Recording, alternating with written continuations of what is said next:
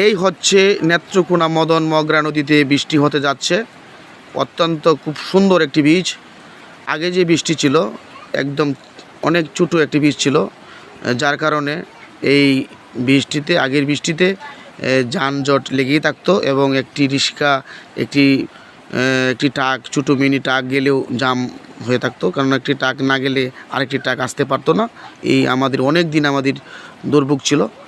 আর এই বৃষ্টি হলে আমাদের মদনবাসীর জন্য, আমাদের দুই পাড়ের মানুষের জন্য অত্যন্ত সুযোগ সুবিধা হবে। এই হচ্ছে নেত্রকোনা মদন মগরা নদীতে বৃষ্টি হতে যাচ্ছে। অত্যন্ত খুব সুন্দর একটি বীজ।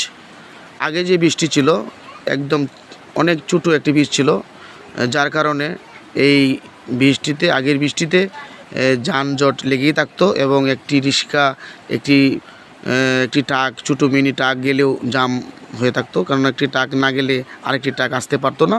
এই আমাদের অনেক দিন আমাদের দুর্ভোগ ছিল। আর এই বৃষ্টি হলে আমাদের মদনবাসীর জন্য, আমাদের দুই পাড়ের মানুষের জন্য অত্যন্ত সুযোগ সুবিধা হবে।